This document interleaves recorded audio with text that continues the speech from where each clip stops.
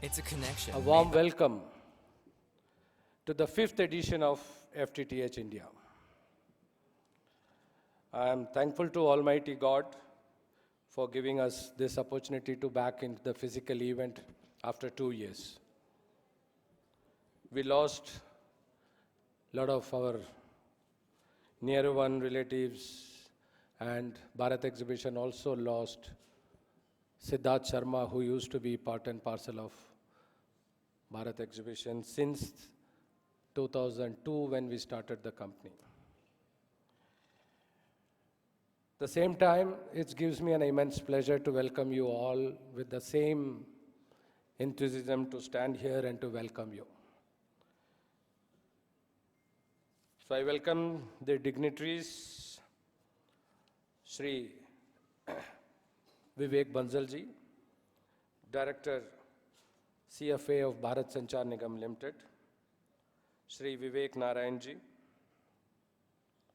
is DDG DS Department of Telecom, Shri Sarvesh Singh, CMD BBNL, Yugal Kishore Sharma, who's landed, should be here any moment now, from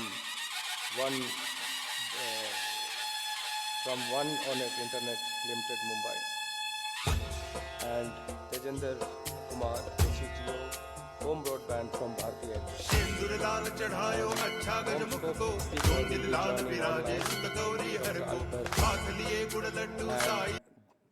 the knowledge partner we have BIF. I welcome Rajat ji also, who's the Director General of Broadband India Forum.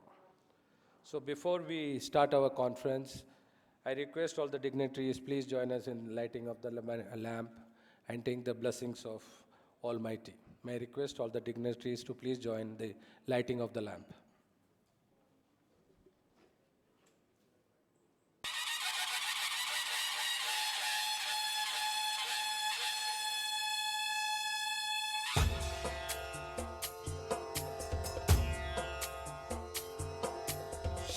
लाल चढ़ायो अच्छा गजमुख को दिल लाल विराजे सुत गौरी हर को हाथ लिए गुड़ लड्डू साई सुरवर को महिमा कहे न जाए लागत हूँ पद को जय देव जय देव जय जय जी गणराज विद्या सुखदाता कन्या कुमारो दर्शन मेरा मन रमता जय देव जय देव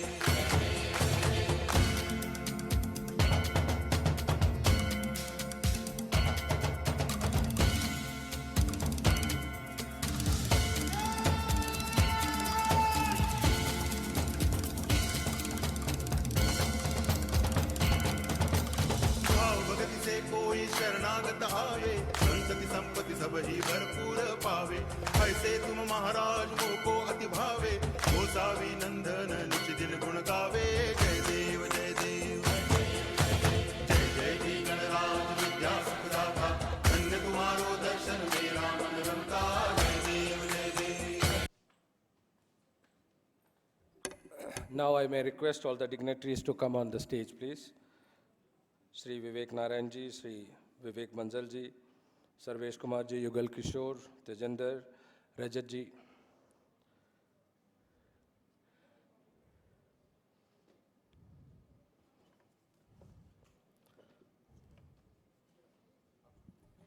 Please come.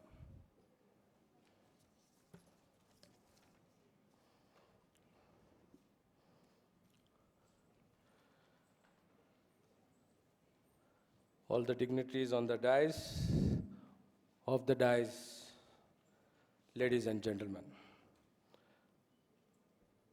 After a long wait of 2 years, we finally met today. The COVID-19 pandemic and entering lockdown opened the flooded gates in the terms of demand for data as work from home, which became a necessity and which became an essential part of India's workforce from all verticals. As a result of which, India's data consumption at home grew at sourcing space. Speeding up the fiber rollout and the need to operationalize this on priority will pave the roadmap for faster development of 5G in India.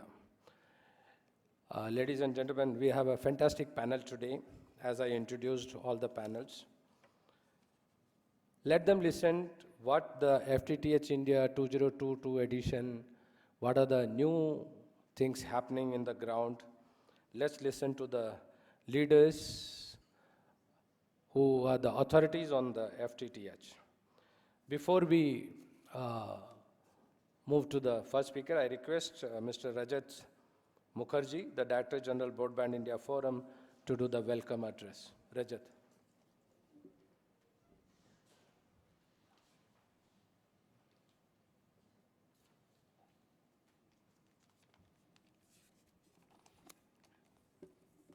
Thank you, Sashi, and a very good morning to you, ladies and gentlemen.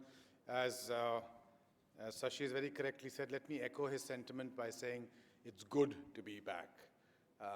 After such a long break, meeting old friends, colleagues, connections, making new ones, it's always good to be able to make that physical contact. So a very good morning to you all. And welcome once again to this inaugural session of the 5th consecutive edition of the FTTH India, organized by Bharat Exhibitions and BIF. We are proud to be the knowledge partners for this conference. I don't need to echo what Sashi has already said about welcoming the dignitaries and the speakers, but it's good to have senior people who are going to be able to add value to this discussion. The topic for this morning is fiber for the Digital India Highway. And I would like to take this opportunity to share just a few thoughts on this vibrant and very critical aspect.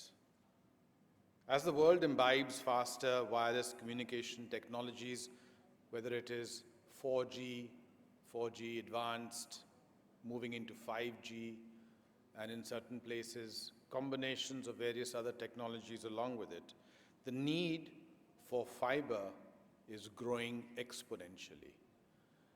There are some wireless activities, but the importance of the wireline backhaul has not reduced in any form or fashion. The last 2 years has been a difficult period with all of us stuck in the house and relying on Wi-Fi. Now, when you think about it, intuitively you say this is wireless.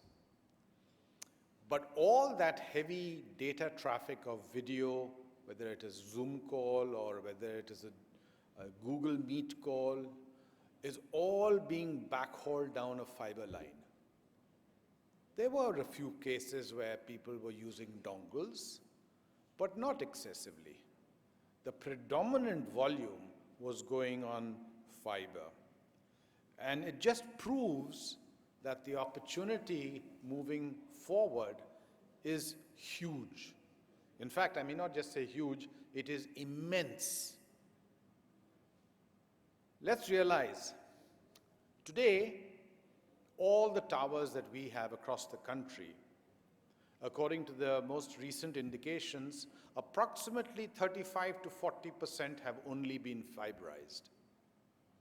This requires to go up to approximately 70% for it to really make a difference to the network. And honestly, I must say, in this period, the telecom service providers have done yeoman service.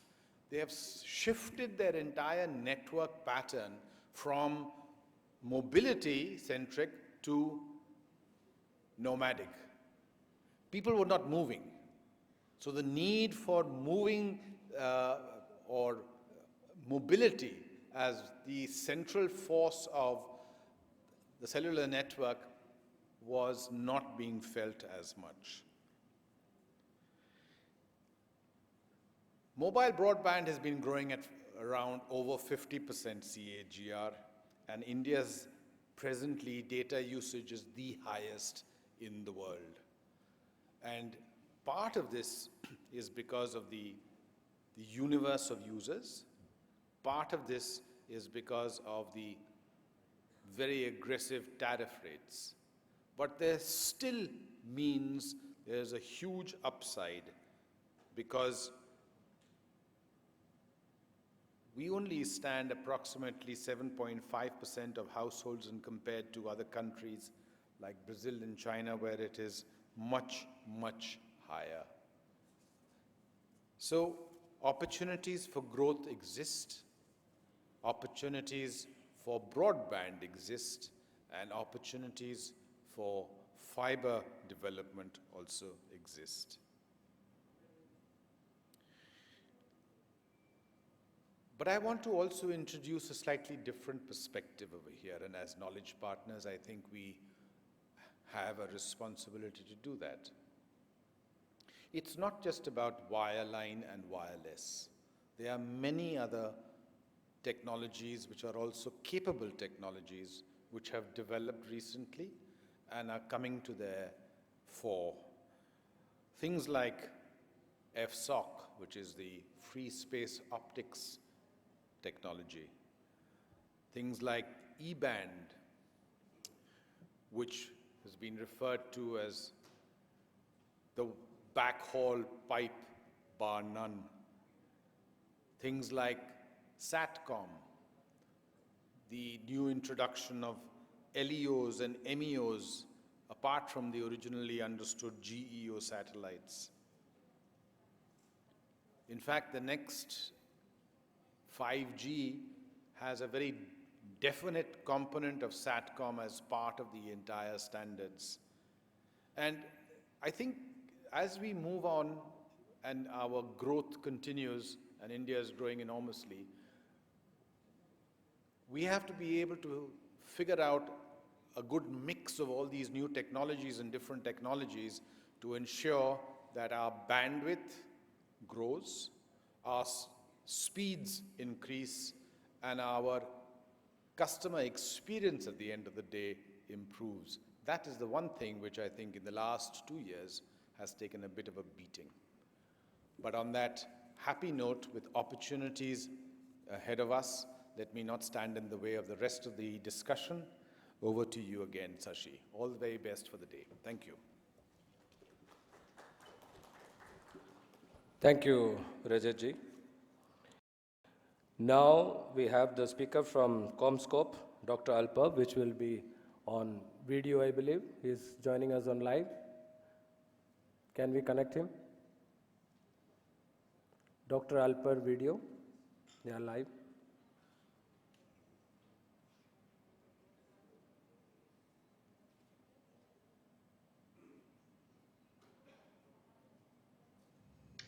Hello everyone.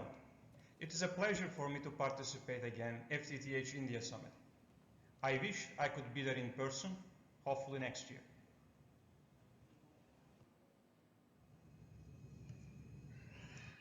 Our dependency to data and connectivity has reached unprecedented levels. This trend has already been in play over the last several decades. The global pandemic has clearly accelerated it. Our dependency to data and underlying connectivity is transforming the way we work, entertain, learn, and connect. It simply is transforming every aspect of our lives. This is why some call it a revolution, Fourth Industrial Revolution. Fourth Industrial Revolution, in my opinion, is not simply about smart manufacturing. It defines the next phase of socio-economic activity. The connectivity that underlies all of this is essential. It must be always already there. It must be ultra-responsive, robust, and resilient. Over the last decades, the focus has been on downstream performance. With the work from home, the focus has shifted to need for better upstream performance as well, and latency. The networks of the past were being designed for bandwidth. The networks of the future will be designed for latency.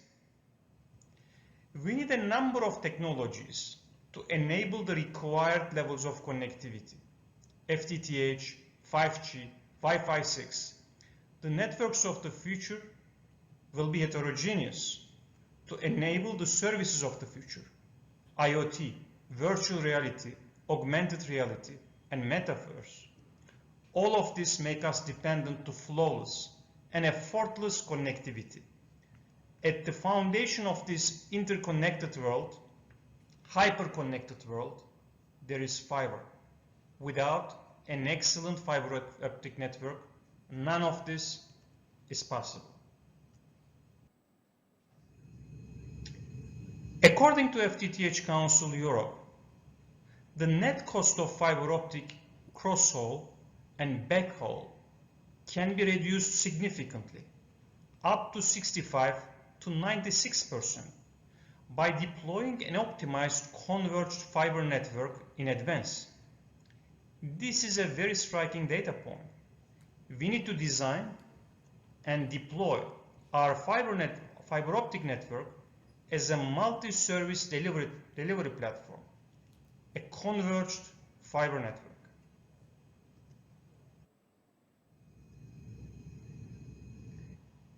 Here is an example of a converged multi-service fiber optic network infrastructure.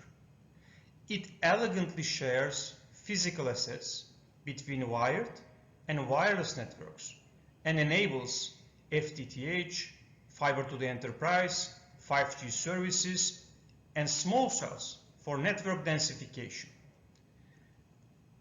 Converged fiber networks can be used to augment capacity to support 5G small cells. Passive WDM with multiple wavelengths onto a single fiber can be utilized for 5G applications. Fiber network convergence is a powerful concept. When done in the right way, it will significantly reduce your total cost of deployment, total cost of ownership, enable faster deployment, and reduce network capacity. One big factor that reduces fiber network rollout speeds and increases deployment costs is splicing. Simply put, fiber optic splicing involves cutting and joining two fiber optic cables together. This requires skilled resource and special tools. Availability of skilled resource capable of splicing and sometimes tools often becomes a bottleneck at times of major network rollouts. CommScope has innovative, patented, plug-and-play fiber technology that will allow you to minimize the need for splicing. It will significantly increase your fiber network deployment speed and reduce your costs. It has a significant impact to your total cost of ownership and rollout speeds. Here is a real-world example how CommScope plug-and-play fiber indexing technology can create tangible value for service providers rolling out FTTH network in an emerging market environment, similar to India.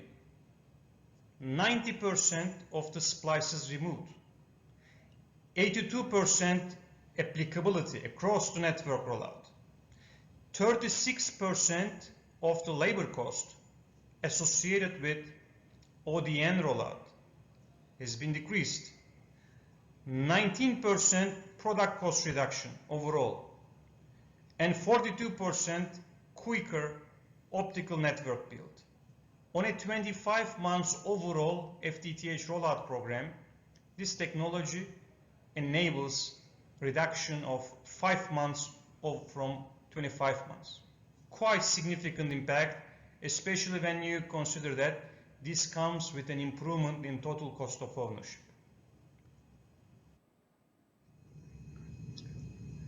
And finally, as CommScope, we understand the importance of India government's Made in India initiative. In fact, we are already committed to Made in India since 1997. We have a 32,000 square meter state-of-the-art manufacturing facility in beautiful Goa, which was established in 1997. We design and manufacture our connectivity and wireless products in this facility. The next decade will be very exciting for India. There will be massive fiber and 5G rollouts. This will not be only a crucial phase for telecom industry, but also fundamental for the overall socio-economic development of India. At the end of the 2020s, there will be a much more stronger and prosperous India. Development in broadband infrastructure is and will continue to be an essential aspect of this development. We are excited and committed to be a key stakeholder in this process. We are here to contribute to India. Thank you.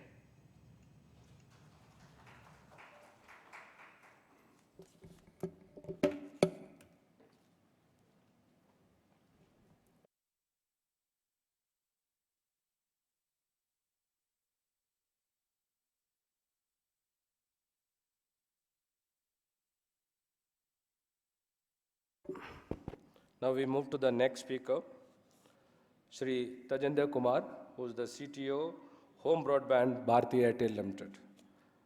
Over to Tajendra.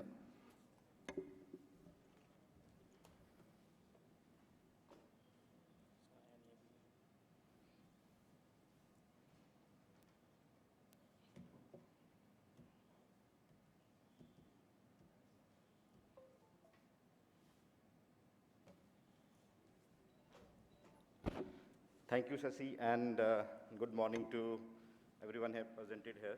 So, just to give you, context, everyone has spoken about need of FTTH, or we can say high-speed broadband. We have witnessed in last 2 years, with the after pandemic or during the pandemic also. Just imagine, everybody was sitting at home, and imagine there is no connectivity.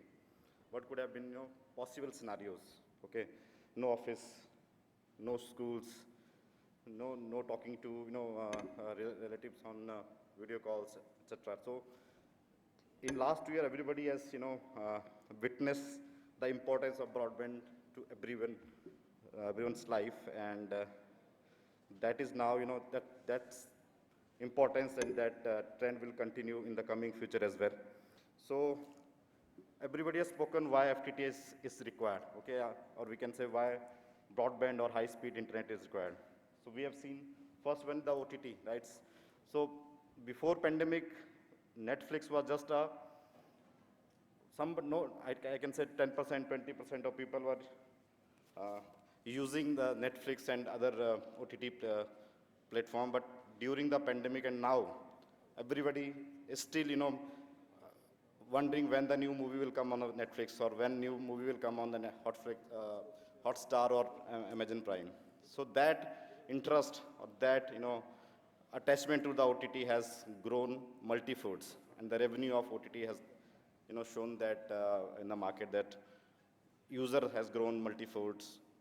Data download on the OTT has grown multifolds. So the requirement of the broadband again has proven that without high-speed broadband, the future of OTT will not be there. Okay, and with high-speed internet, OTT has grown. Second is cloud, gaming.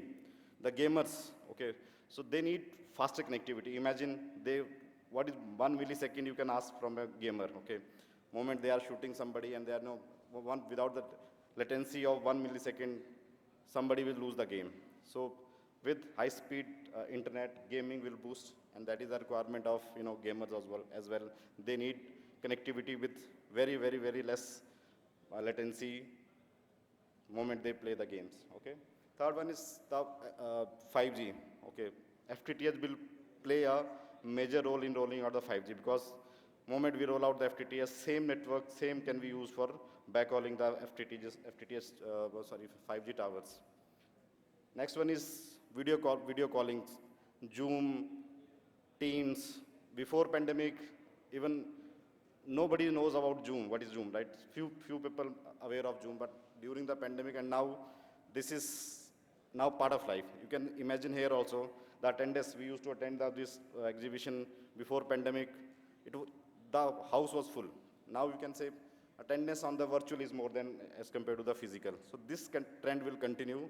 So the demand of high speed broadband will continue, and it will, grow manifold in coming years. So everybody needs high speed broadband. What is the problem? So Rajat has already spoken that penetration of wired broadband in India is only 7.5%, which is a concern. And the TRI website also shows that we have only 2.26 million of broadband subscriber in India, whereas what is the solution for this? Okay, we need to go each and every house, because this demand of high-speed broadband is now a necessity of life. Everybody wants it, but we don't have that penetration of wired broadband. Now, 90%, I can say, 92, 93% of households still depend on the wireless connectivity, which is not sufficient. As the last time I was talking about OTT video calls and the gaming, high-speed gaming, which is not sufficient as compared to the wired band. So what is the solution? We need to roll out the FTTH in a very rapid way. Okay, just to give you a perspective on the market, right? So till 2016, the broadband subscriber were only 17 million. Till before pandemic on 2019, the growth was only 3%. But post 2019 pandemic, the growth has grown. The growth of broadband subscriber is 19%.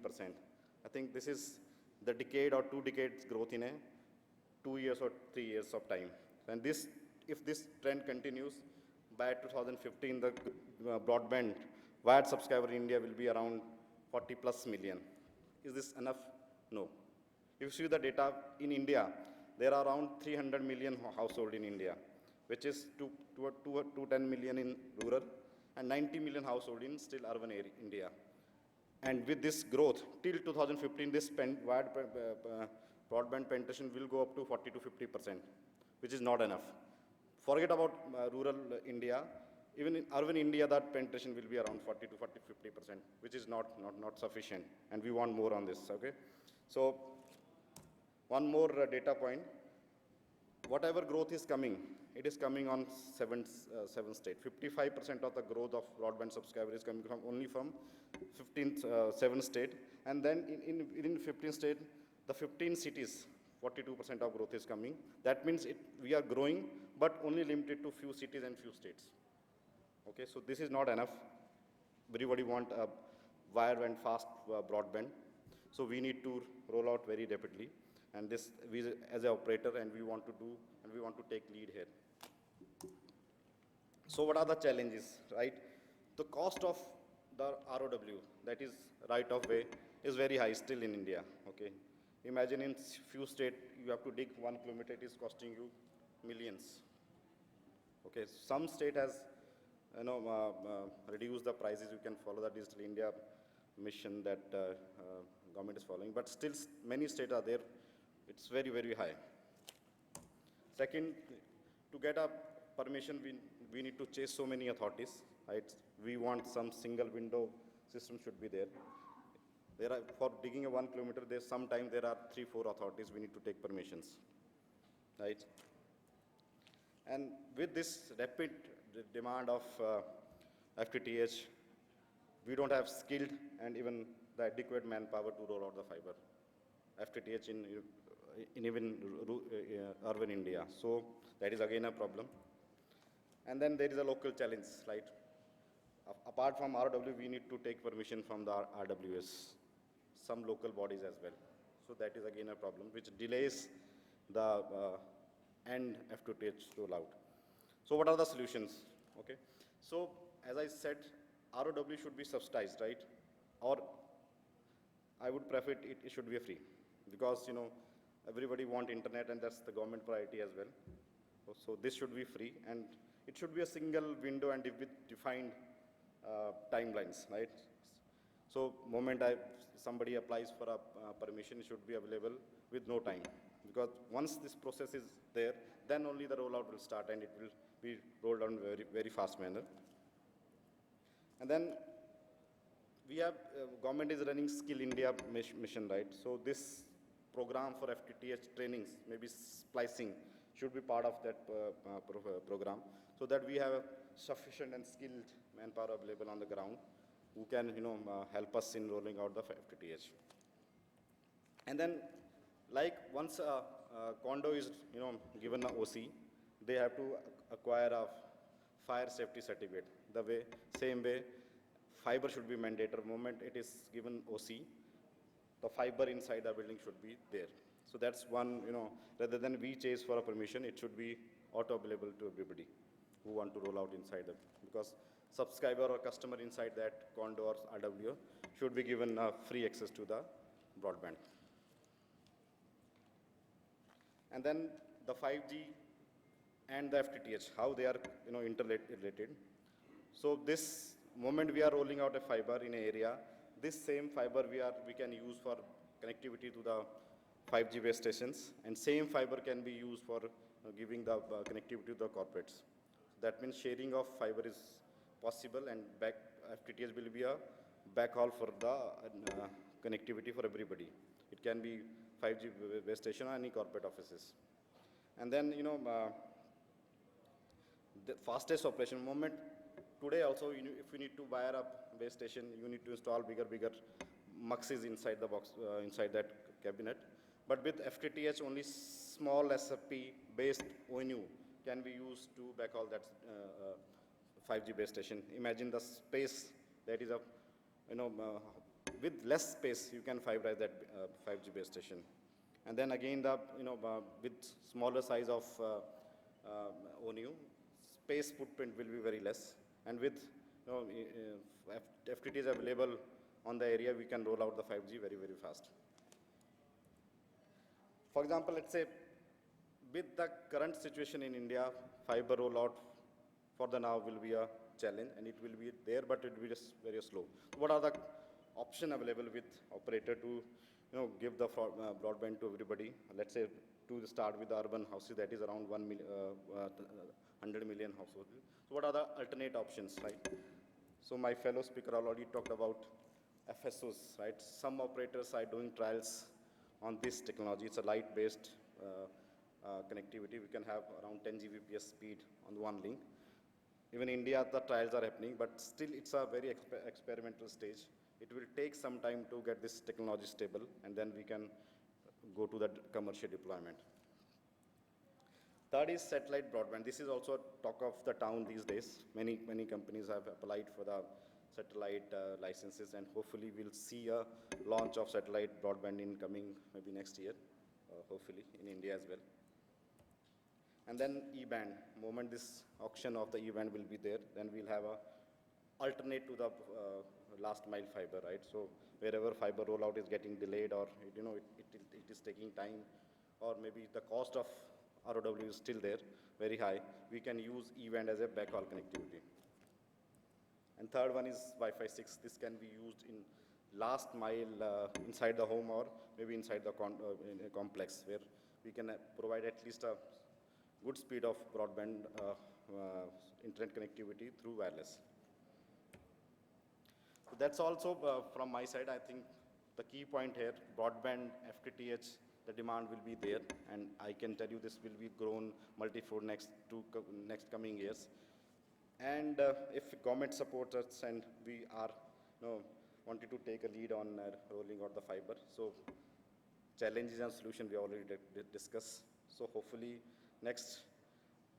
this decade will be a broadband decade for the as I can see in the future. So all the best, and thank you very much.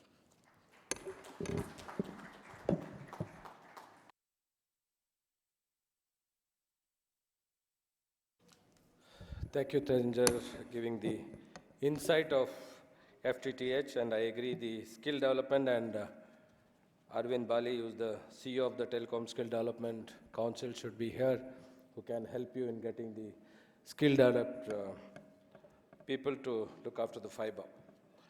Ladies and gentlemen, as Tejinder also pointed out, the Wi-Fi 6. So we already planned for a Wi-Fi 6 event soon to talk about that as well. Now, the next speaker is still stuck in the traffic, and I know Vivek Bansalji has to move, so I'm just skipping one speaker here. I request Vivek Bansalji to address the gathering, who is the Director, CFA of Bharat Sanchar Nigam Limited. Sir.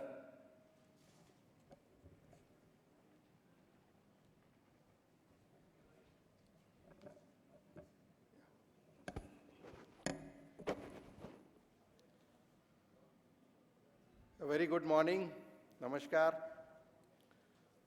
The eminent personalities on the dais and the galaxy of the experts in this august audience, physically as well as because we cannot see, but I am told there are a number of people in few hundreds in number connected virtually.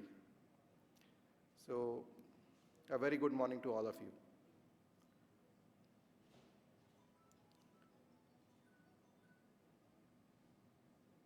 After spending 3.5 decades in technology field, especially in telecom field,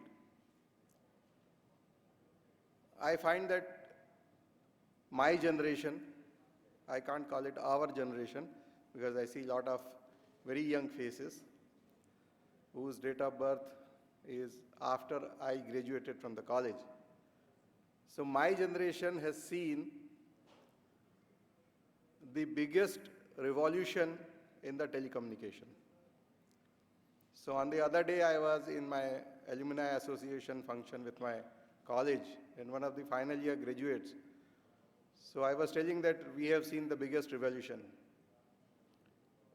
And he said, sir, what revolution?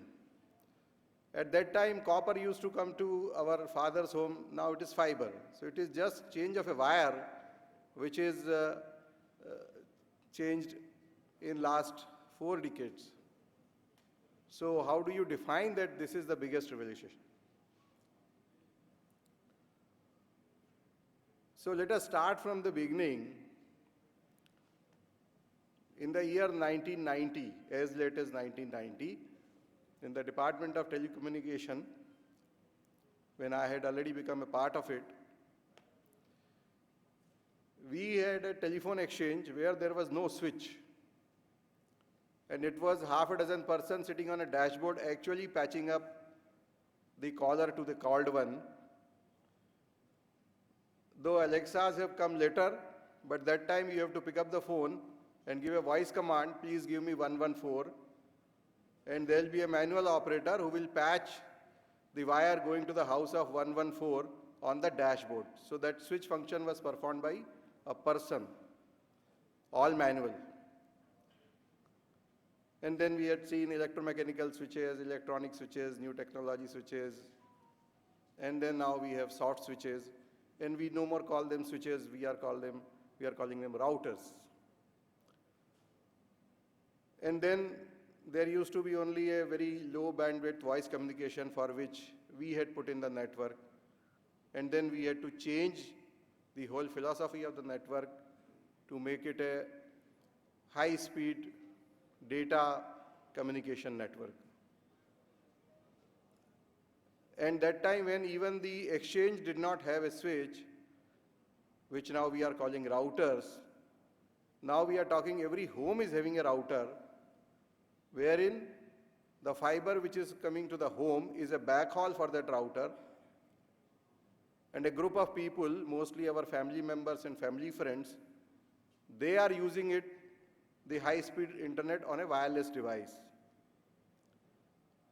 So in between, we have also seen the wireline technology and the wireless technology, the mobiles, 2G, 3G, 4G, 5G, Wi-Fi. I don't know whether it started with 1.0, but now we call it Wi-Fi 6. So though it may look as simple as that the metal which was coming to our house was copper and now it is a fiber, it has actually really revolutionized the whole concept. And when speakers before me spoke of the 5Gs, the fiberized towers, I can't resist myself sharing you the very old story which we all of us have studied in the schools, of a hare and a tortoise. खरगोश और कछुए की कहानी हम सब ने सुनी है. I'll just give a upgraded, enhanced, and a modern version of that story. We all know when they raced together, the tortoise won. That was round one. We all know that. And then it was a periodic event. So in the next event, the tortoise lost because the hare did not take a rest and straightway covered the distance. And then the terrain was changed. It was half on ground, half through a crossing a river. So what happened is when the race started, just till the point the river started, the hare was ahead and the tortoise swam through and then he won the race. And then in the last round, they both joined hands.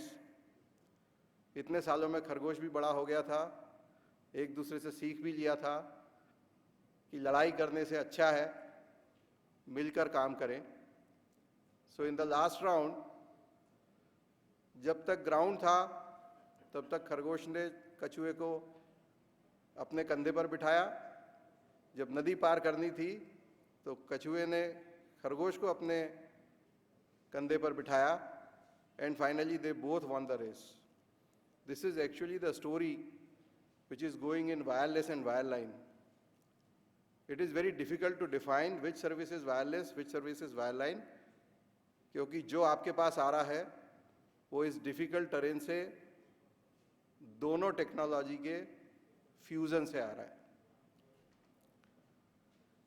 One of my earlier speaker also told that out of 300 million homes, 210 million homes, 21 crores are in rural areas. Before I make way for the other experts to come and enrich ourselves by more on technology and the development, I will say that from the BSNL side, as I represent the organization as on date, these 210 million homes is our new target, and we are reaching to all the rural areas with this fiber in a very big way. And I'll tell you that in a couple of years' time, most of the rural areas will be as smart, because we have seen wherever we have reached, they have adopted the FTTH, the new high-speed internet consumption, as seamlessly as we urbanites did after going through different steps. And I also know that in a couple of years, these rural geographies will be as smart as any metro, because these rural homes will be fiberized, and they are no less needy for the high-speed internet connectivity and no less greedy for the data consumption. So I wish all the best for the session today, going throughout the day.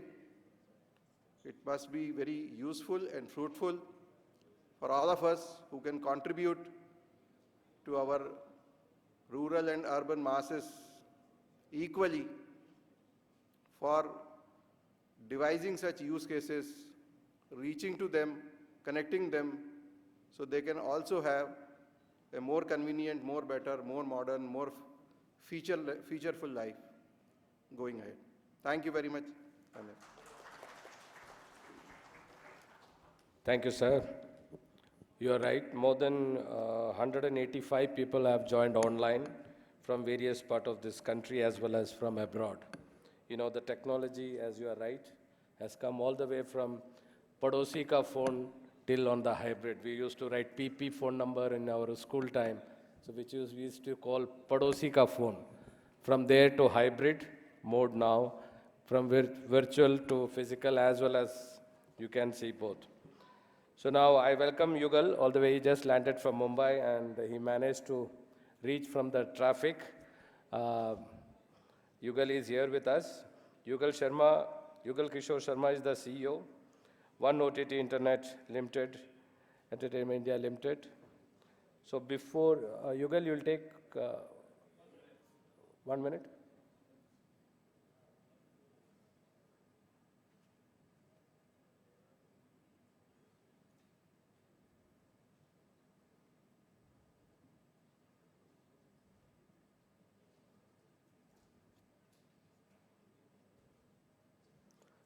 So now I invite Yugal to address the gathering.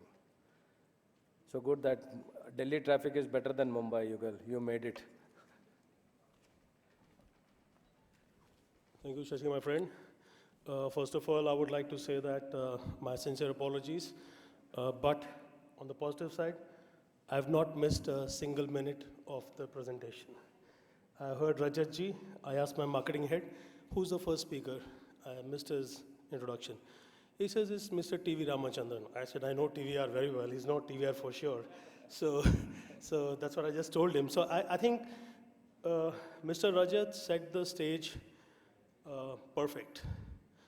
What that fiber is today, what was mobility in the last 3 decades. We were solving as a country the problem of voice. I just heard Vivek ji, right? Speaking about his age. I remember I was a kid growing up. My first BSNL phone, it took us from 3-4 years after paying in Tatkal 25,000 rupees. So those were the days of copper, and I'm sure where he's coming from, what he's sharing. So in our country, actually I've gone in MSO business for last 10-15 years, so Hindi apne aap nikalti hai bahar. So I work very closely with the local cable operators and the MSOs and all that. So yeah, so the country was facing a big challenge to be connected on voice, correct? So the mobile networks in the beginning, from your 2G to 2.5 to up to 3G, of course 3G came and went, we don't know, suddenly we were on 4G. So all that was solving mostly voice and to an extent mobile internet. Until 4G came, thanks to the top operators, right? They have been able to make me be part of this beautiful session online, right on my way here. And I didn't miss anything, right? And actually in today's world, it's completely a connected world. So before I get into my deck, it'll take exactly 10 minutes. And I wanted Vivek ji, he's busy, but I wanted him to be definitely here because we are in the similar field for last 2-3 decades, trying to solve the problem of voice and now data, right? And we are also solving the problem of video because my company, which is a 100% Hinduja Group owned company, also is a large MSO. So as the gentleman from Airtel said, that satellite broadband is started to emerge. We have seen a lot of action. Today's real action hero is satellite broadband. We have heard so much about it in the last 3-4 months. Big boys coming here and they have packed. And hearing the state minister for telecom saying all the best to Elon Musk was a very big statement for our country in today's times. And I really salute him. And I really appreciate it from the bottom of my heart that today India is in a dominant position, a growing, very fast growing economy, and the world is watching that. So that's why, our telecom minister for the state said, all the best to Mr. Elon Musk with his satellite broadband. Coming back to it, today's topic, which we are all debating, it's very close to my heart because like Rajat ji said, the time of the wireline has emerged. Like the gentleman from Airtel said, in the last 2 years, you could attend school for your children, you could attend your office work, you could attend all the things which you were there in normal life during the pandemic of close to 8 quarters, 2 years plus, right? And I'm surprised some of the groups in India, I will not name them, the Western groups, they declared and they found a huge opportunity by cutting down their real estate, cutting down their offices, and finding out ways and means to run their operations by cutting huge overheads and huge operational costs. There are some Indian groups who have still not gone mainline into work from office. I was so happy to know that there are Indian groups in our country who are still ahead of maybe Google or Facebook or the Western large IT companies, and they have learned much better than to operate during these pandemic times. And they say it's a huge advantage of cutting down unnecessary overheads, cut down real estate, rentals by half and things like that. So slight digression, but very close to my heart, because the last 2 years, sir, and the other dignitaries on the dais and my friends from the industry, I call it similarly like the BC and AD of before Christ and after Christ. It is before Corona and after Corona. This is the new BC and AC of the world. That the whole world has moved into a completely different world with this pandemic learning of last 2 years. It's not the same world, and it will not remain the same world. Different viruses, different situations will come. Even if they will not come, they will subside. The human being, across races, across countries, civilization, they will just move forward. They have learned how to adapt. And the biggest thing that has happened is, I can tell you very clearly, I have been in telecom for 27 years. I have seen the first wave, second wave, third wave, and of course the corona wave now. I could never believe, and although I was the first guy in this country, in this region, to bring video conferencing. I was the managing director for Polycom, which brought audio and video conferencing to the world and to India region. And I started that 2003 to 2009. And I couldn't believe, and I can't believe ever, unless the pandemic showed us that you can be part of a meeting despite you blame it on traffic or you blame it on anything, but you were part of the meeting, right? So actually, except physically not being here, I didn't miss anything. So with that, I think I'll have to, yeah, so I think building India's digital economy is all the discussion all about. I've been with Shashi right from the first, chapter of FTTH. I think, if I'm not wrong, it was in Lee Meridian, if I'm not wrong, right? And then in Lalit sometime, and then of course in Bombay, Leela last time, before you got here, right? So I was in Leela also speaking on the same discussion from the industry perspective. And in the 5th edition, there's a huge change, right? After 2018, they're doing it now. And I will share what the change is and how companies, how technology, and how everything, as a human race, we progress and move forward. Yeah, so I have to press the green one, right? Yeah. One sec.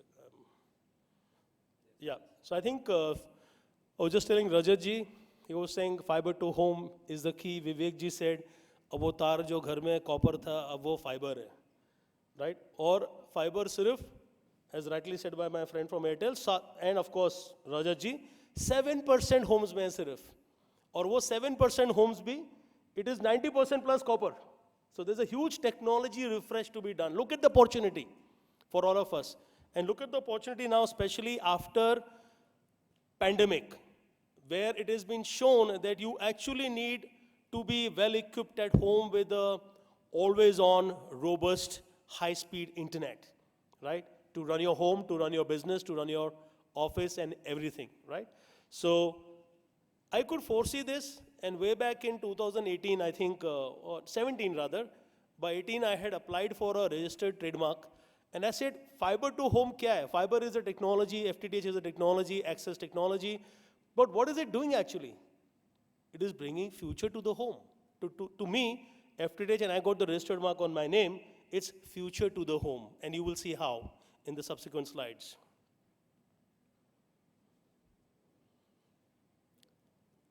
We all know this lion, right?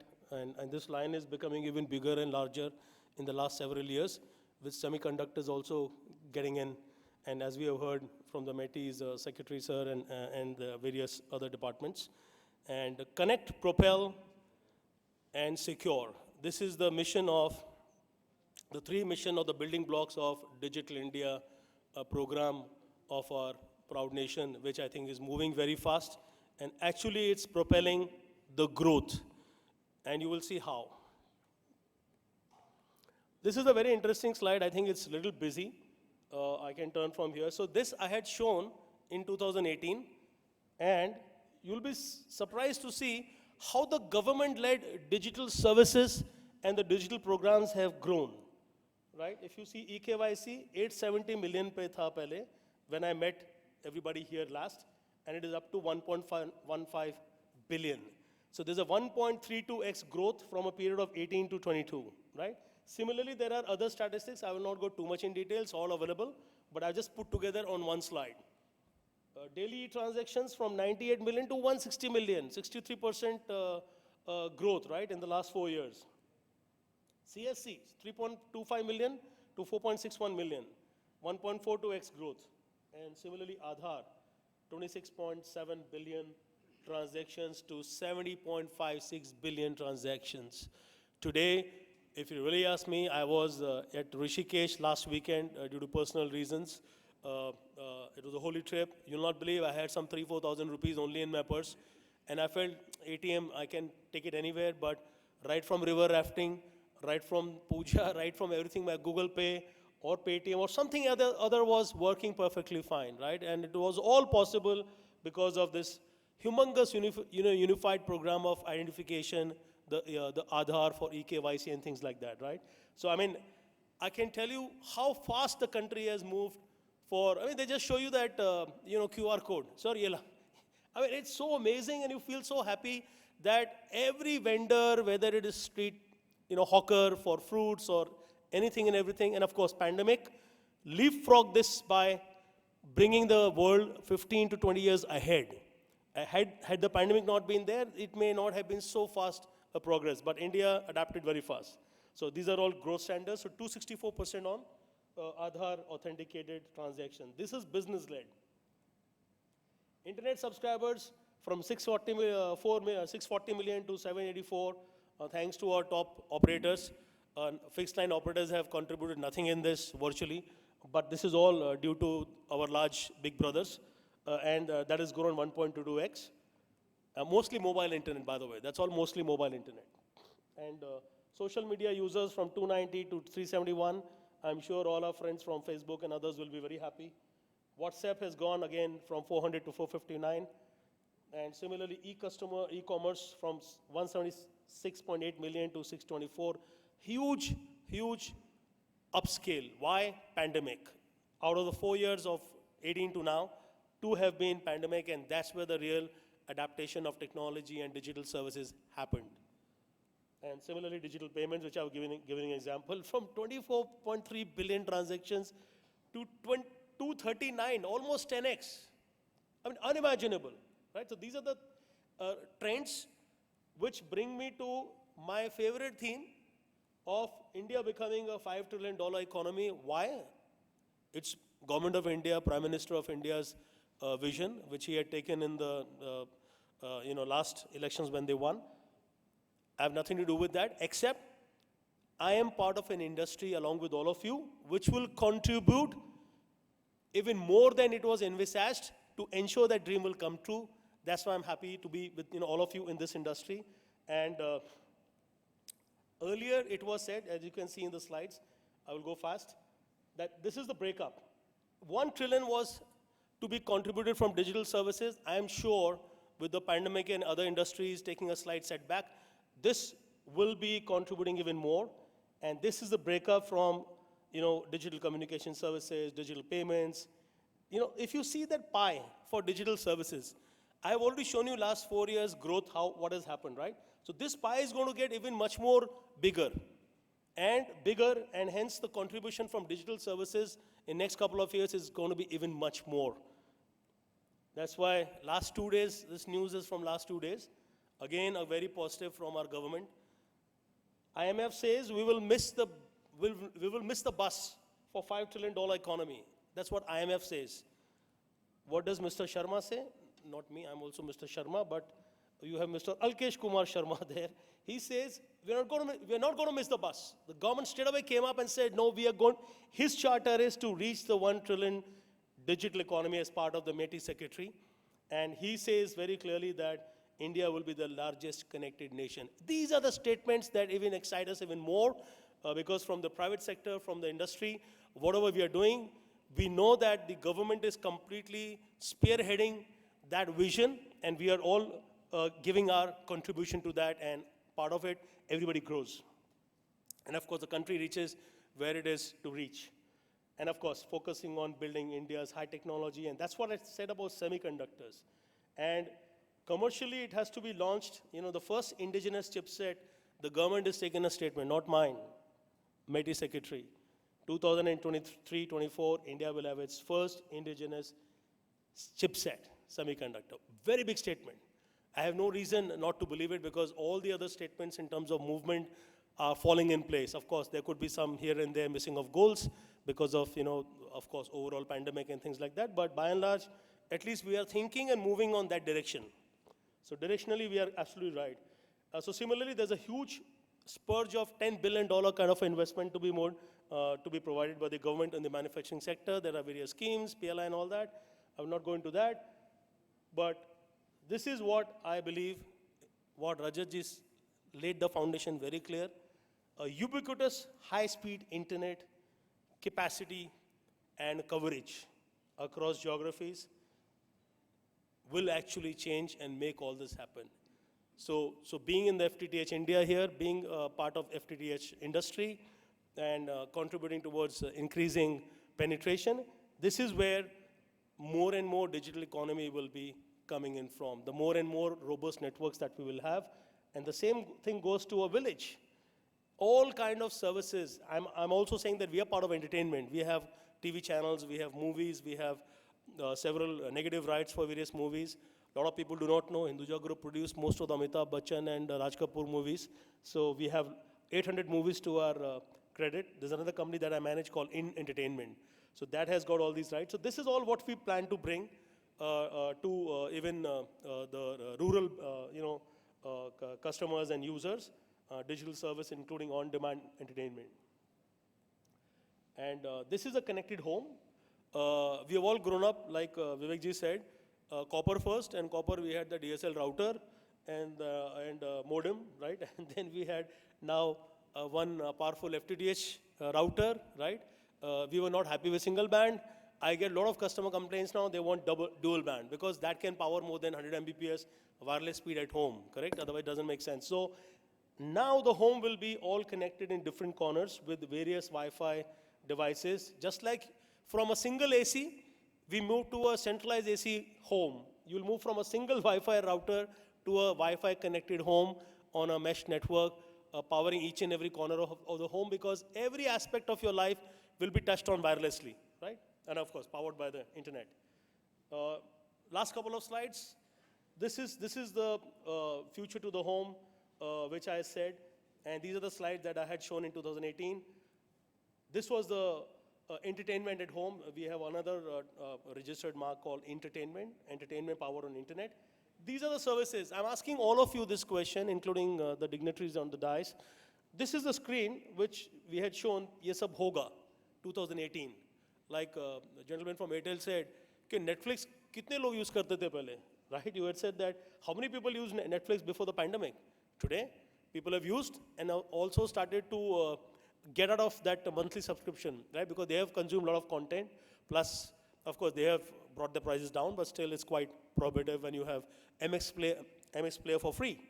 So things like that. So this, back. Yeah, so connect voice, data, TV everywhere, screen, video on demand, gaming, IoT for a connected home. All these are the applications that I had shown. But today, and then I had said that you will be watching movies streaming at your home. This is what I said in 2018. And it will be all powered through players like 1 Giga Fiber, Airtel, and others. And today, this is a screen at home. I'm sure all of you are finding this screen familiar. Am I correct? So this is what is your screen now. Whatever I showed you 6 quadrants in that screen is actually everything available on your screen today. You have to just go and click what you want to see. You want to see live TV, you want to see movies, you want to see, anything. So that's called on-demand entertainment, and which we call entertainment. And this led us, whatever I have done a extended discussion talk, I think, has led us, keeping my CEO cap of Hinduja Broadband on my head, resulted in more than 1 million customers for us, and half of it came in the last 2 years. So we grew every year at a CAGR, Rajat ji said the CAGR, and I think Airtel also, they said. But we grew at a CAGR of close to 80% year on year for last 6 years consistently, which means almost doubling our numbers every year. So that made us to become in the top 4 private operators after, our big brother, then our Airtel, then ACT, and then we being at the 4th position as One Broadband. And our future goal in every digital, communication in our office, you'll find this wall everywhere. So that wall is achieved on 25th of March as 1 million, is now changed to 2 million. And this is our new goal, that why can't we double this year? And the opportunity is there. Pandemic has shown us why robust networks are required and why massive fiberization is to happen and things like that. So that's what we're going to do as a company. From fourth number as a player in 6 years, we aim to become the 3rd largest ISP, and we have to do nothing. We have to do just what we did for last 6 years and just repeat it this year, and we will be there in the top 3 league. So with that, thank you so much. Our aspiration is not to be the largest like our bigger brothers, but our aspiration is definitely to be the best, most loved ISP of the country. Thank you so much, ladies and gentlemen. I'm sorry it was slightly long, but I usually try to complete the story. Thank you, Yugal, for a very interactive session. I know Vivek Bansalji need to leave. Can we have the memento, please? Sir, I need to present a memento before you go.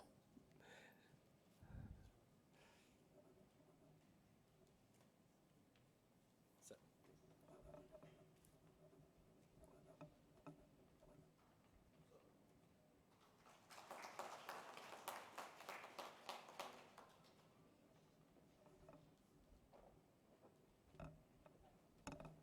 Thank you, Vivek Bansalji, for joining us. Now we move to the next speaker, Sarvesh Singh ji, who is the CMD of Bharat Broadband Network Limited, which we call it BBNL. Say, Sarvesh Kumar ji.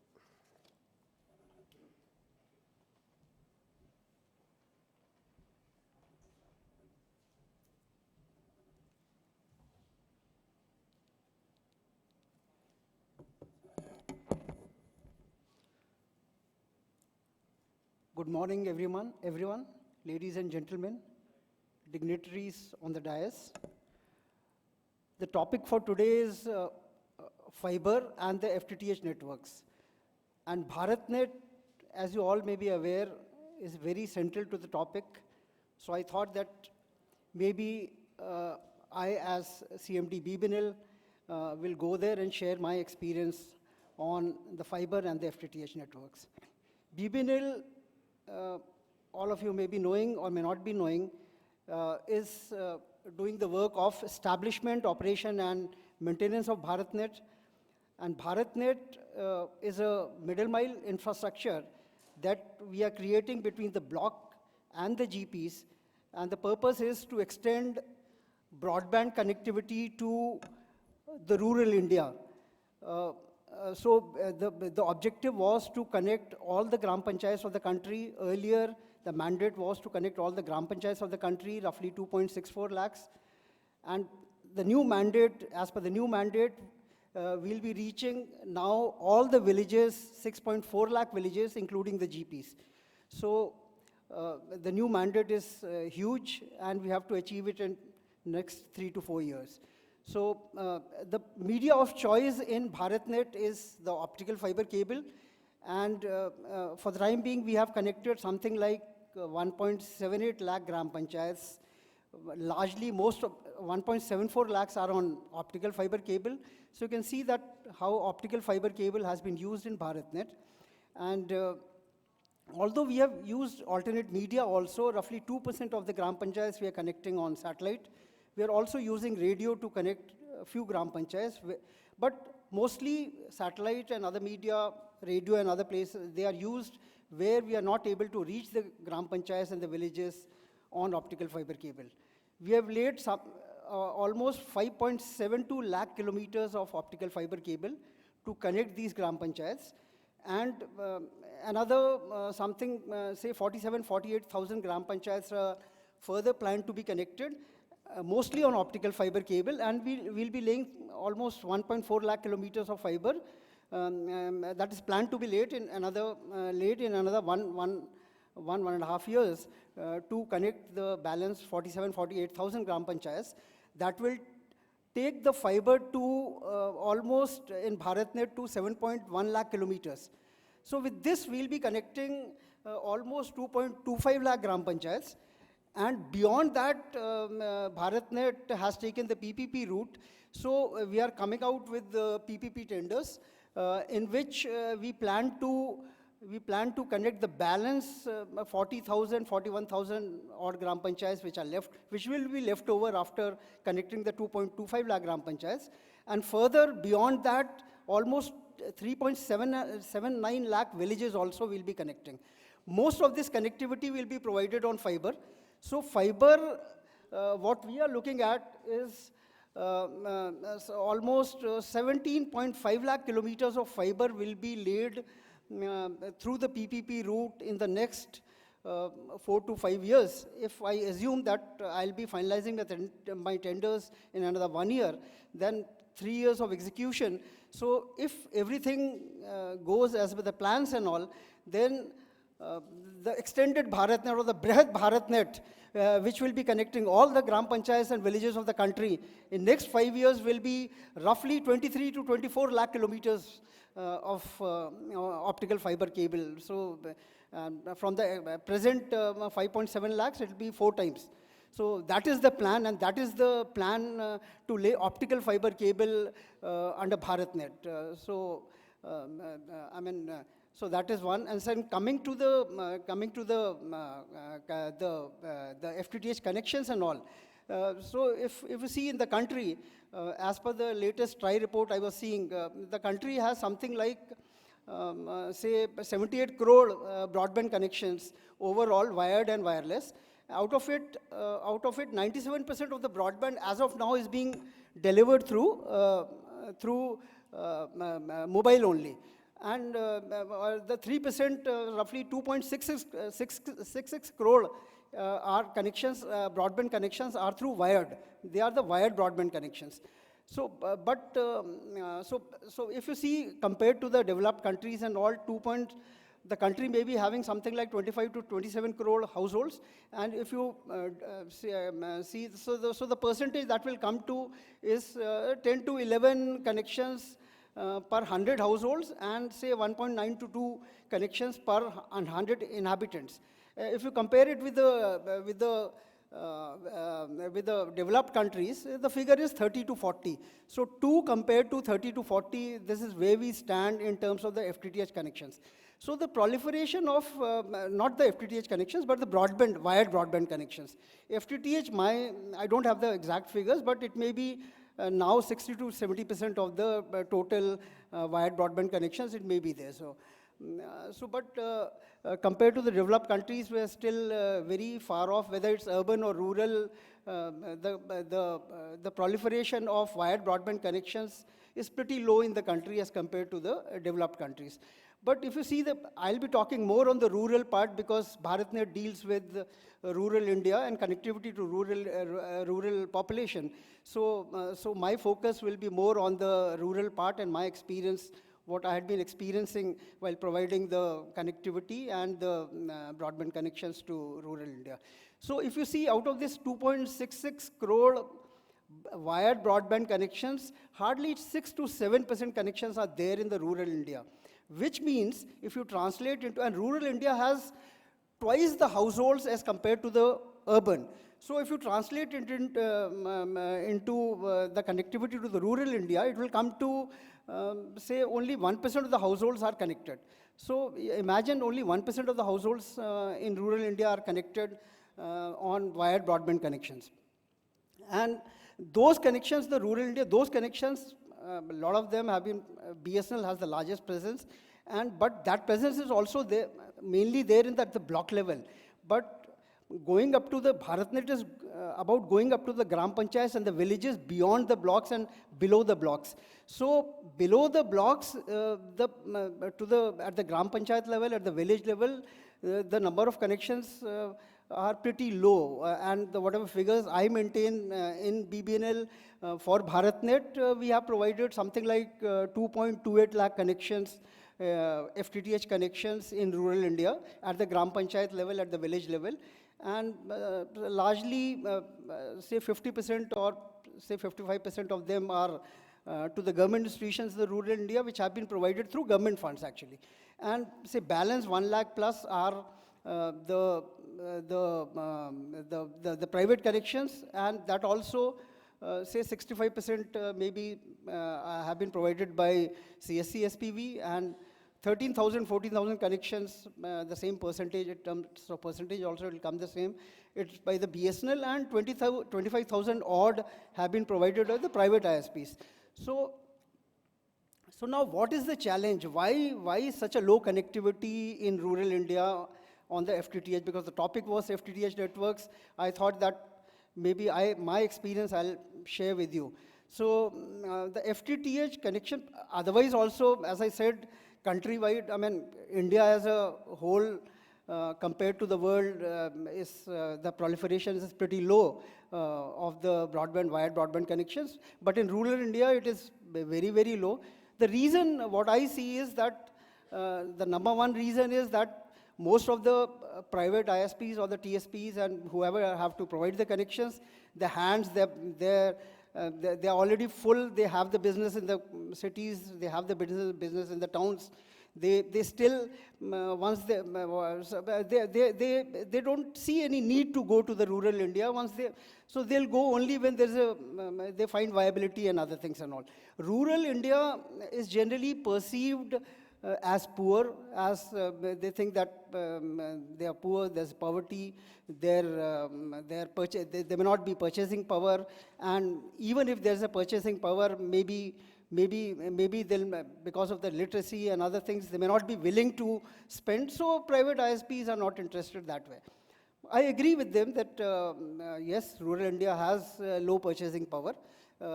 It may be something, yes, the average income in rural India may be, say, 1 lakh per annum, and compared to the urban, which is some 2.8 lakhs. So that is perfectly fine, I agree with them.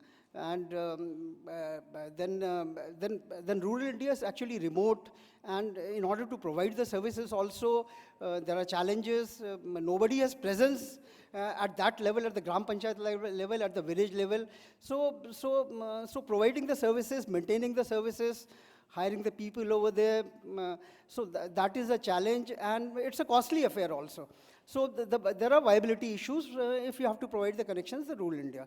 Then there are obviously like you don't have the access devices, smartphones, affordable smartphones, computers, laptops and all, so that maybe if somebody takes the FTTH connection, it can be used. So there is a challenge with the access devices also. So with all this, there are a lot of challenges for providing the broadband connections in the rural India. But I'll just share with you two statistics. One is that as per the TRI report, out of that 78 crore broadband connections that we have in rural India, almost 38% of these connections are in rural. 78 crore countrywide, 38% are in rural India. And the data consumption for these 38 crore connections is 45% of the total. So this 38% rural wired broadband customers account for 45% of the total data consumption. So which is an indication that there's a hunger, there is a people really want to, there is a hunger for data in rural India, and which we are failing to meet. So that is one. And second is that if you see the social complete economic data in the country, there is not only a divide between urban and rural, there is also a divide between the rich and the poor, whether it is urban or rural. There is a divide between rich and poor. The countrywide, the statistics show that 10% of the people, 10% of the households in the country, they own 50% of the physical assets, financial assets, everything and all. This discrepancy, whether it is urban may be having something like 10% people may be owning 57, 58% of the assets, while in rural it may be say 51% or 52%. So if you see there is a divide. So what I want to try to convey is that there is a substantial percent of the rural rich who have the capacity to pay. 10% of the people even in rural India have got good capacity to pay. 20% may be owning 70% of the assets. Everywhere, whether it's rural or urban, bottom 50% of the people, they own just less than 10% of the assets. So if we target the rural rich, which is 10 to 20% of the people, which is a substantial number, this number may vary across the regions, across the states, across the blocks, because may not be the discrepancy may be less in Jammu and Kashmir, maybe more in Punjab, maybe more, so it varies. But generally, there is a strata in rural India who have the capacity to pay. Now, so that is what we have to convince, BBL is trying to convince the private ISPs that there is a demand to be met. The people are crying, there is a demand to be met, but somehow we are failing to meet the demand. Private ISPs are not interested because of various challenges. One of the biggest challenges also, which I admit, is that the BharatNet network, there are challenges on the, to give the availability and the network uptime, other issues. So I have time for 5-10 minutes, no? I can continue. Yeah, so that is also a challenge, because of which the private ISPs, if they give the connections, perhaps they'll not be able to maintain it and those sort of things. So I agree. So what we are doing is since just trying to tell the private ISPs there's business, there are people need to, and it is my mandate that rather it's a crime that if the people need the connections in the rural India and just we are not able to provide the connections and provide the internet and all, then so I think it should be very, very criminal. So together as all the ISPs together, and we and BBNL and Government of India, they have the responsibility to provide that connectivity and get the service providers in this. So what we are trying to do is that, one is that those people, 10-20% of the people, just trying to convince them that there's a business. 10-20% of the people, they can easily pay for what private ISP has to do is, he has to make some upfront investments.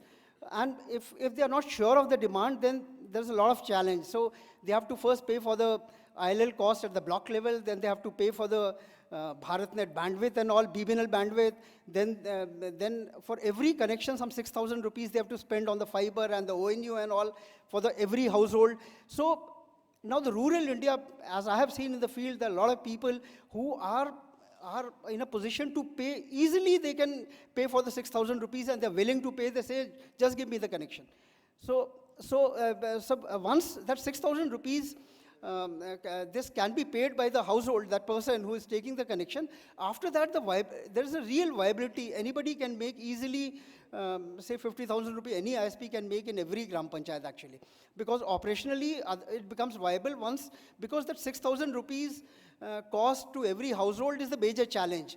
So any ISP who has to come, ILL cost and BharatNet bandwidth cost may be comparatively low, but total, if you say, if he's targeting to provide, say, 250 connections or 300 connections in the block, it will come to some 12-13 lakhs of rupees only at the last mile connectivity in terms of fiber and ONU and all. So if the customer is willing to pay for that, there is a good amount of viability.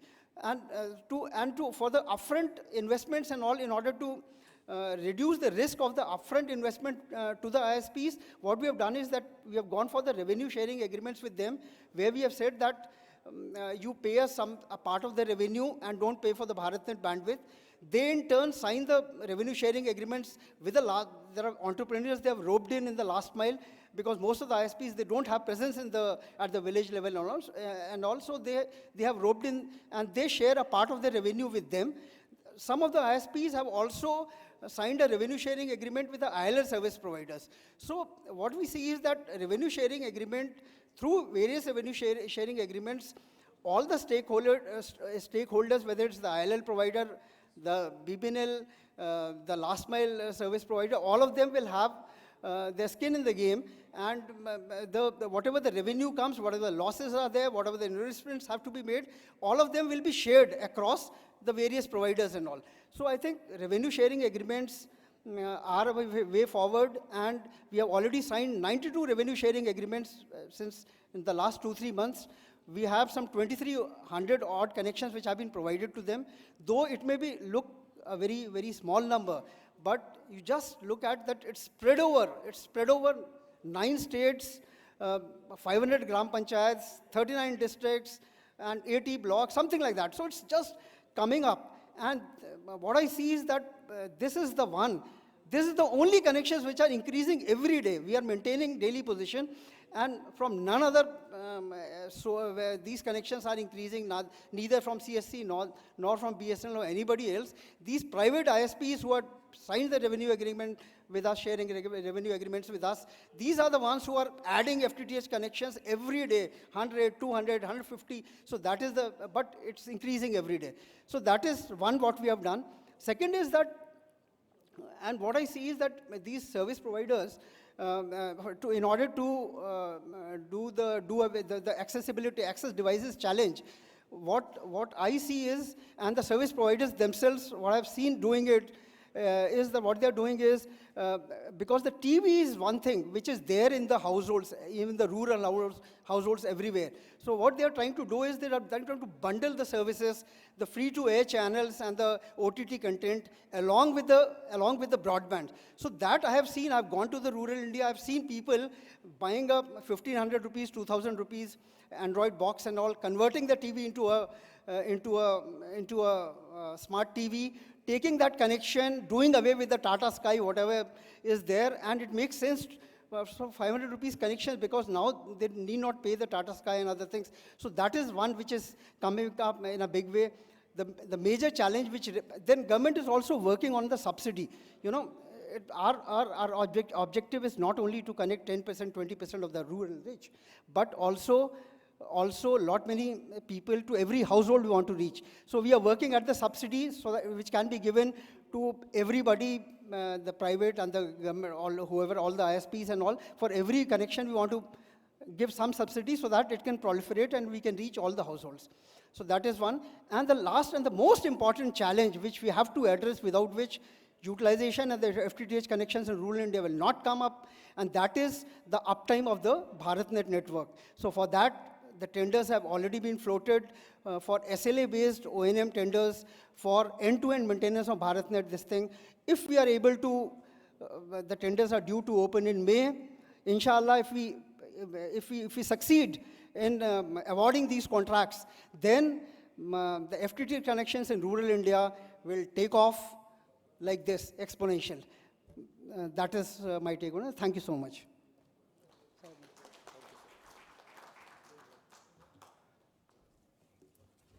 इंशाल्लाह आपका tender निकल के आए sir, और we go in the rocket way as Yugal has shown the rocket.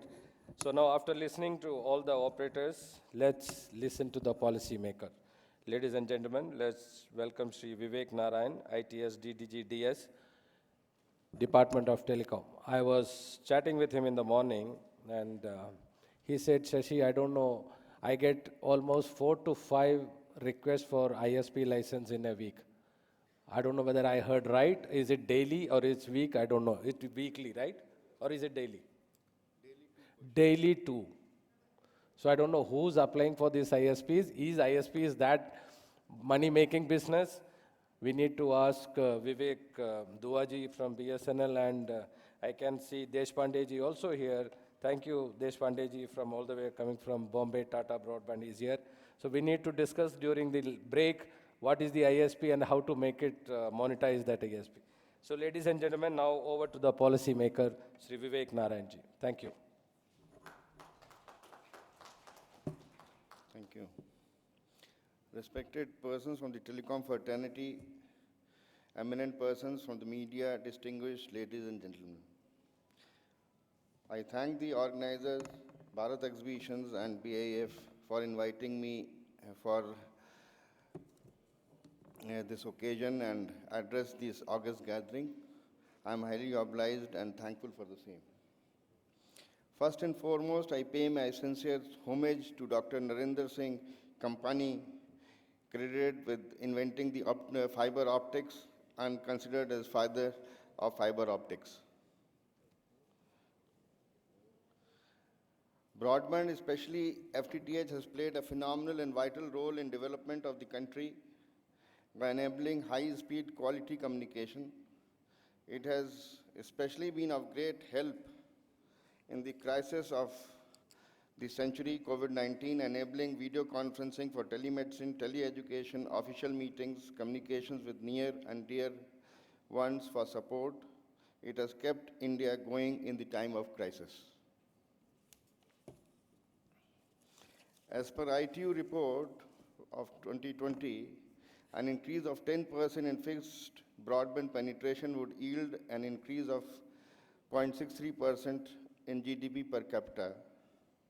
Our average per capita data consumption on monthly basis is expected to touch 25 GB per capita by 2025. India is among the countries having highest growth rate of FTTH subscribers in the world. However, much needs to be still done as the broadband penetration in India is still quite less.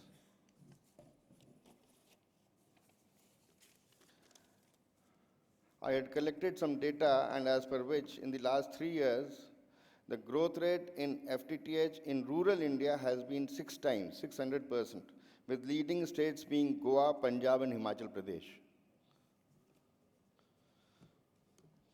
With FTTH,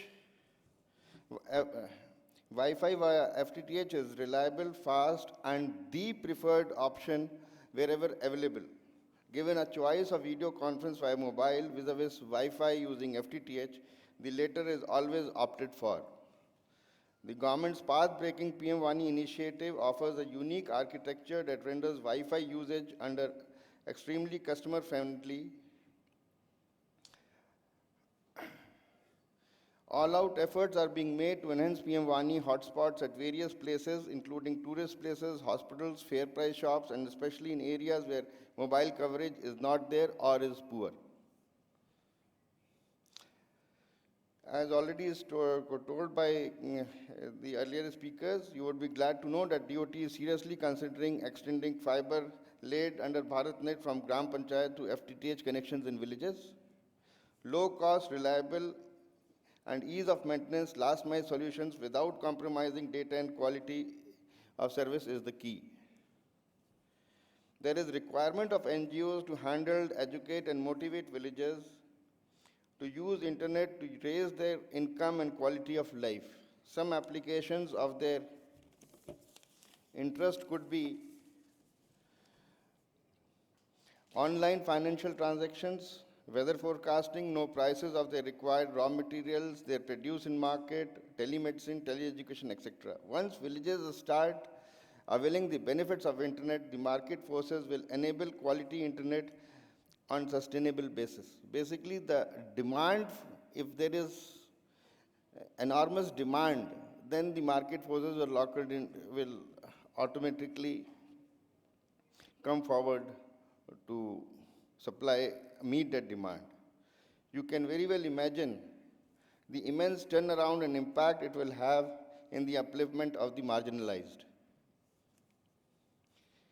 While FTTH brings in avalanche of data to the household it reaches, I am sure the operators are also putting in place the mechanisms to support the law enforcement agencies. This is all the more vital with 5G at the door, users of public IPv6 addresses by subscribers and abundance of applications under IoT. The operators would also be dimensioning the phenomenal expansion required at the back end, including the internet exchanges and international gateways, to handle the avalanche in traffic. Service providers may also like to review the quality of installations to prevent outages due to accidental fiber cuts by routine tasks at home or construction activities in the neighborhood. Especially since the fiber is not as sturdy as the copper, I personally feel that there is need for improvement in quality of OFC installations at home. I also find that the technicians coming at home to install FTTH are mechanically doing splicing, etc., and they are unaware of the basics of OFC communication. A 30-minute briefing to them will enlighten them about the basics of OFC, and they would do their job with more enthusiasm. I will not take much of your time. I'm sure this conference will help us in our efforts to enhance proliferation of FTTH in the country. Thank you.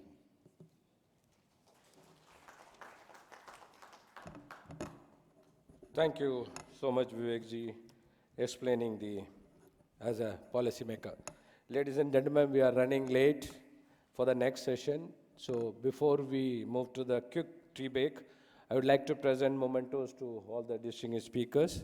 May I request Vivek Narayanji to present a memento to Yugalji.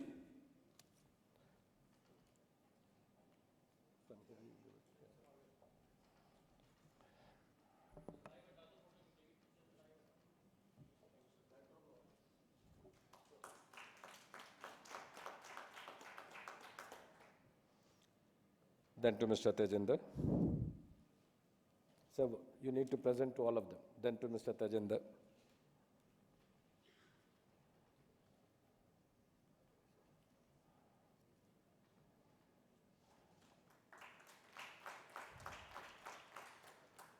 Then to Sarvesh Singh ji.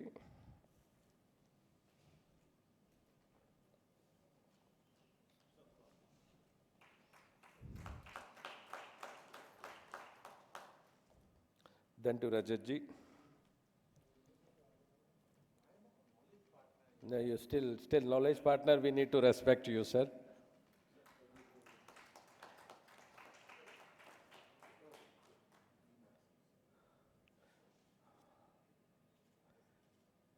I would like to present a memento to Vivek ji.